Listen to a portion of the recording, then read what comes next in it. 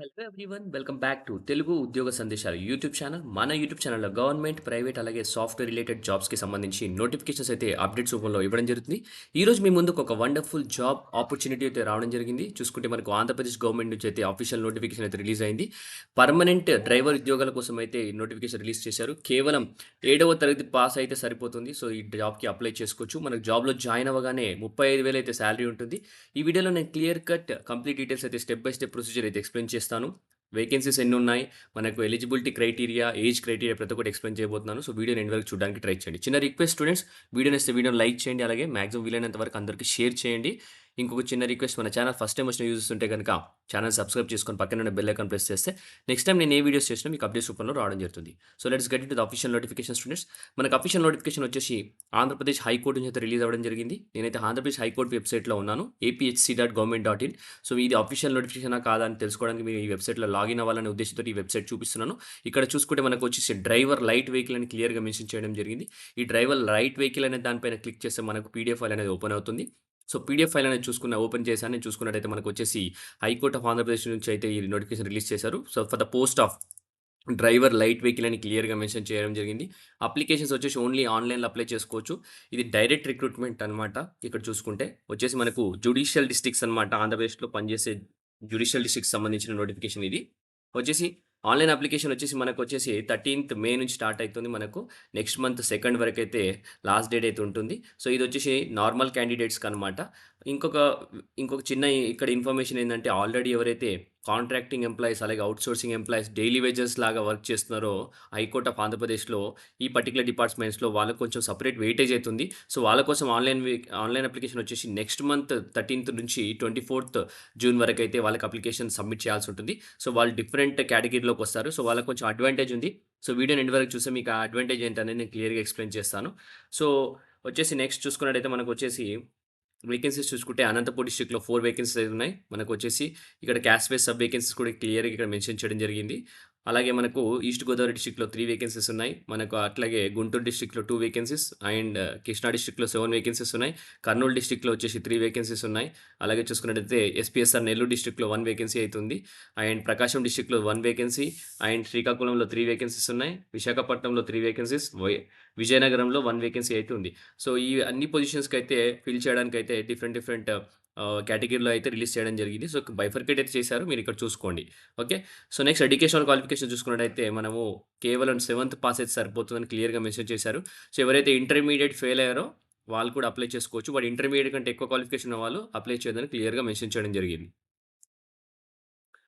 ఇక్కడొచ్చేసి మనకు లాంగ్వేజెస్ చూసుకుంటే గనక అనంతపూర్ డిస్ట్రిక్ట్‌లో తెలుగు, కన్నడ వస్తే సరిపోతుంది. చిత్తూరులో వచ్చి తెలుగు అండ్ తమిళ్ రావాలా. మిగతా డిస్ట్రిక్ట్‌లన్నిటిలో తెలుగు వస్తే సరిపోతుంది. శ్రీకాకుళంలో తెలుగు అండ్ ఒరియా రావాలా. విజయనగరంలో కూడా తెలుగు, ఒరియా వస్తే సరిపోతుందనమాట.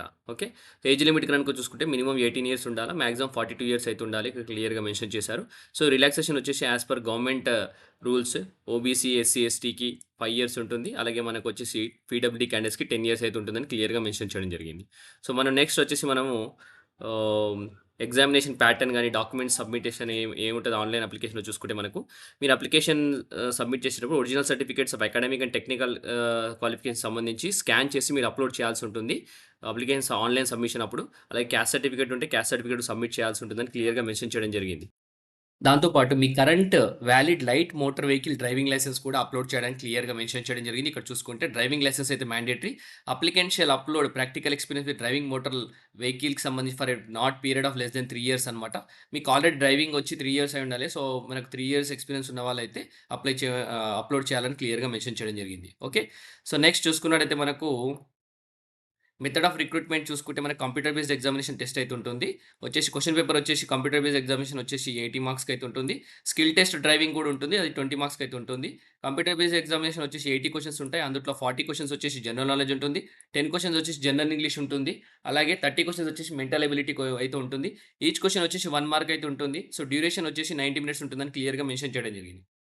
అలాగే కంప్యూటర్ బేస్డ్ ఎగ్జామినేషన్ వచ్చేసి general knowledge, mental ability subjects వచ్చేసి క్వెషన్ పేపర్ ఇంగ్లీష్ అండ్ తెలుగులో కూడా ఉండడం జరుగుతుందని క్లియర్‌గా మెన్షన్ చేశారు. సిలబస్ చూసుకుంటే మనకు జనరల్ నాలెడ్జ్‌కి వచ్చేసి Indian art, culture, dance and music, Indian economy, history, Indian geography, అలాగే agriculture and environment, Indian economy, Indian polity, constitution, అలాగే awards, personalities, institution and current affairs and Indian, Andhra Pradesh అని క్లియర్‌గా మెన్షన్ చేయడం జరిగింది. జనరల్ ఇంగ్లీష్ చూసుకుంటే one word substitution ఉంటుంది. Synonyms, antonyms, spelling error అలాగే idioms and phrases ఉంటాయి. సో, సింపుల్ అనే చెప్పుకోవచ్చు. మెంటల్ ఎబిలిటీ చూసుకుంటే మనకు coding and decoding, syllogism, statement conclusion, analogy, arithmetic number, problem solving, Venn diagrams, decision making, space visualisation, direction and relationship concepts, అలాగే మనకు mirror images, completion pattern, figure matrix అని క్లియర్‌గా mention చేశారు. అలాగే skill test driving will be conducted and the mode of and the other particulars will be uploaded in due course అనమాట. So, skill test ఎప్పుడు conduct చేస్తాం, అది ఎక్కడ, ఏంటి అనేది డీటెయిల్స్ అయితే ఫర్దర్‌గా సో, నేను వీడియోలో ఆల్రెడీ చెప్పడం జరిగింది. స్టార్టింగ్ వచ్చేసి కాంట్రాక్చువల్ ఎంప్లాయీస్ ఎవరైతే వర్క్ చేస్తున్నారో వాళ్ళకి ఒక స్పెషల్ అడ్వాంటేజ్ ఉందని చెప్పి.